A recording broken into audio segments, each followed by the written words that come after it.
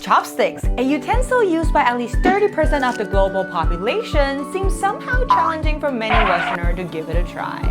With at least 3,000 years of history, this simple tool with two sticks invented in China are now used by diverse cultures all around the world. And in today's Explained episode, we're gonna talk all about chopsticks.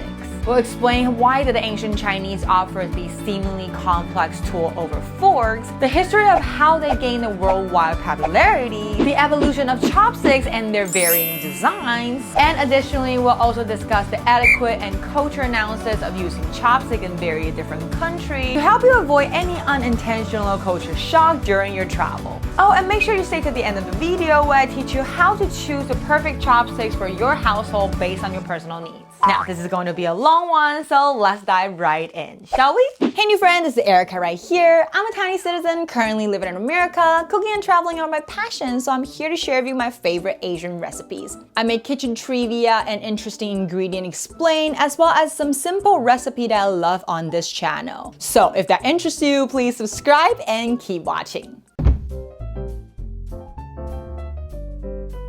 Today, people across the globe primarily eat with three different ways: with their hands, using a fork and knife, and with chopsticks. Previously, I made a few short talking about chopsticks, like how to use it and some culture shock about chopsticks. A common feedback that I keep receiving is that I should switch to a better tool, implying a fork and knife. However, what they didn't know is that majority of the people in the world actually eat with their hand but not a fork. Now, in a modern world, this might be considered unhygiene, but let's be honest, there's a lot of food that we're actually completely fine to eat with our hand, like burger and pizza. So what's different? Eating with hands is not only the simplest way and the most ancient method, but it can also enhance our perception of food texture, taste, and aroma, potentially increasing the satisfaction of our dining experience.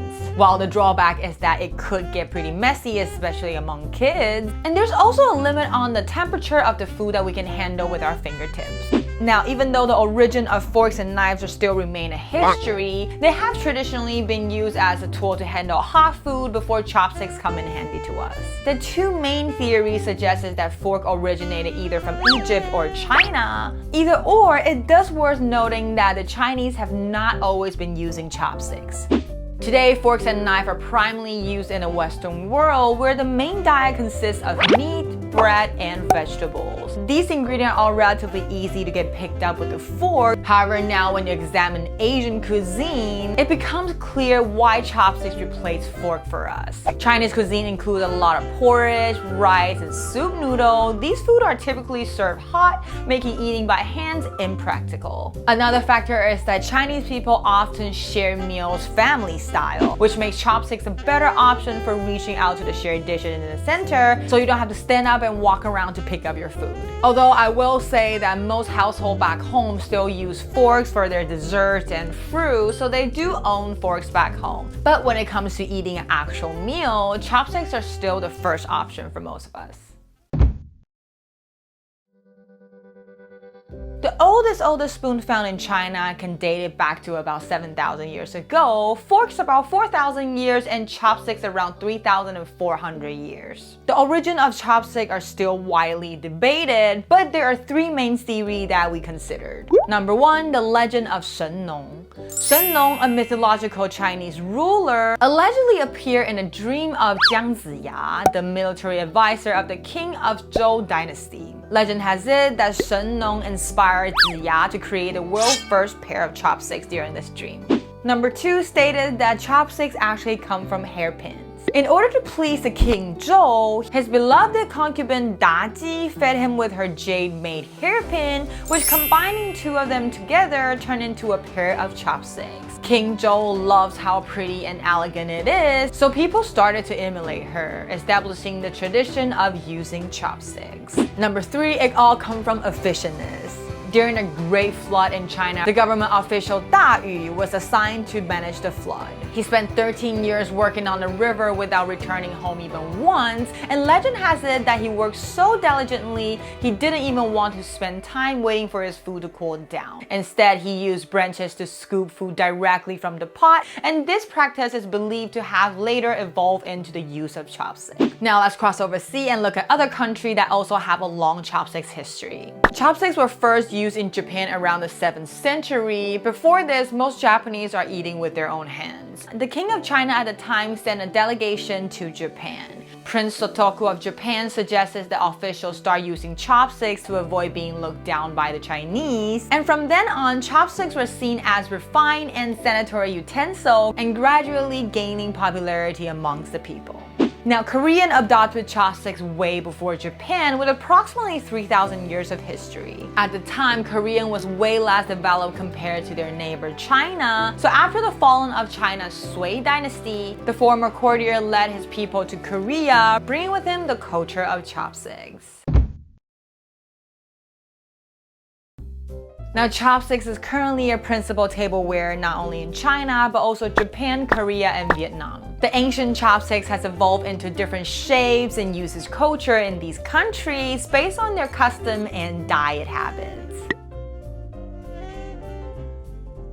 Traditional Chinese chopsticks, typically made from wood or bamboo, is normally about 26 to 27 centimeters in length, with round at one end and square at the other. Historically, Chinese used a different measurement system and was rated as 7 cun, 6 fen, which then convert into 26 centimeters. The number of 6 and 7 is significant because these numbers refers to 7 emotions and 6 senses, symbolizes the Chinese belief of humanity. The rounded and square ends of the chopsticks represent the traditional Chinese concept of the world, which is aka the China Flat Earth theory. However, the square end design actually helps the chopsticks stay in place, with their long length allowing user to reach the center of the table during traditional Chinese family-style dining. China has a lot of etiquette rules among using chopsticks. Today we'll just discuss the 5 main taboo to not do while dining with the Chinese people. Number 1, chewing or sucking on empty chopsticks is considered a sign of poor upbringing.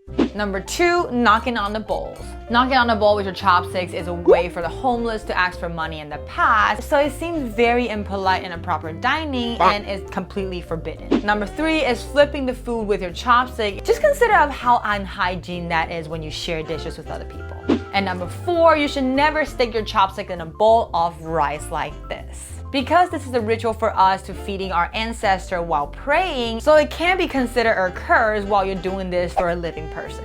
Lastly, proper dining etiquette involves transferring food from the shared dish in the center to your bowl before eating. Eating directly from the shared plate is considered impolite as it suggests ownership of the dish.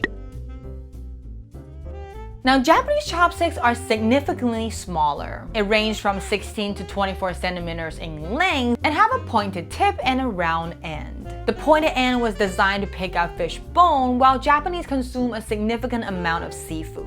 Also, in Japan, meals are served directly in front of the diner, making the Chinese-style long chopsticks become inconvenient. Now, when it comes to the chopsticks rules in Japan, many of the Chinese rules actually applies here. However, there are a few unique things worth mentioning. Number 1, holding both chopsticks like a drumstick is perceived as aggressive due to the pointy nature of Japanese chopsticks. This motion almost appears that you're gonna stab someone in the eye soon. Passing bones of deceased relative from chopsticks to chopsticks is part of the cremation ceremony in Japan. Therefore, passing food from chopsticks to chopsticks on a dining table are considered a little bit bad luck. Lastly, moving plate with chopsticks is also considered impolite because, how lazy are you? Just use your hand, bro.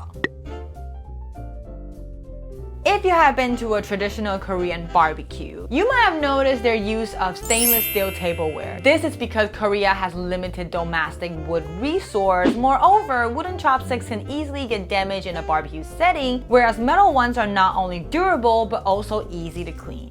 Another unique thing about Korean chopsticks is the shape of it. When you look at the oldest Chinese chopstick, they were also originally flat, which is the exact shape of chopsticks that spread into Korea originally. Although, like China and Japan, Korea once adapted rounded chopsticks. However, after the 14th century, Korea reverted into the flat-shaped chopsticks again. The reason behind the switch is still a highly debated topic, but most people believe that the change was primarily due to the Korean dietary habit because Korean dining tables often double as a tray and are portable. This arrangement made cylindrical chopsticks prone to rolling, leading to the switch back to a flat-shaped chopstick. Now, a special thing about Korean chopsticks is that you're never supposed to pick up your spoon and chopsticks at the same time. The correct way is to pick up the food and place it into your bowl, and then use the same hand, switch the spoon to put it into your mouth, one thing at a time. Now, Vietnam, despite being colonized by French and influenced by the Western culture, has maintained its long-standing tradition of using chopsticks. Vietnamese chopsticks resemble Chinese ones, but has a cylindrical shape on both ends. As for the chopsticks etiquette, it is nearly identical to the China rules, so I'm not going to repeat it here. However, if you do know some unique rules that only applies in Vietnam when it comes to using chopsticks, please leave a comment down below. I always love learning from you guys. Now, since you click into this chopsticks video, I can assume that you're not likely to be a native chopsticks user. And it might seem a little challenging when it comes to picking your first pair of chopsticks. So here's a few tips for you. Material-wise, bamboo and wood chopsticks are the easiest to hold. Metal chopsticks are easier to clean, but might feel a little bit slippery and heavy for beginners. I don't recommend plastic chopsticks in general because they're not entirely heat-proof. However, if you're only eating sushi or chips with your chopsticks, then they are the cheapest option out there.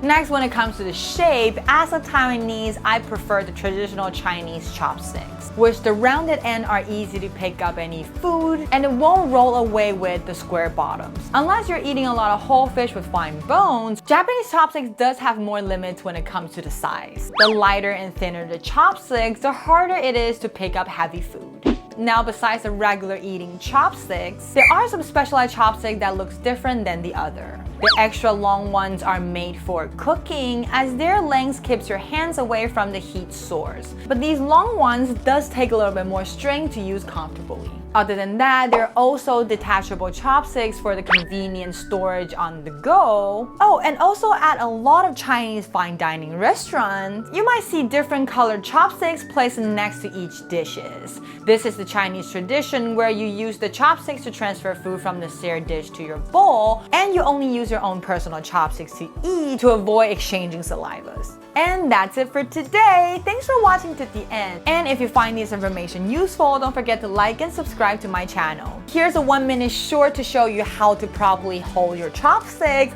And here's another video to show you the easiest ways of hand washing your used chopsticks at home.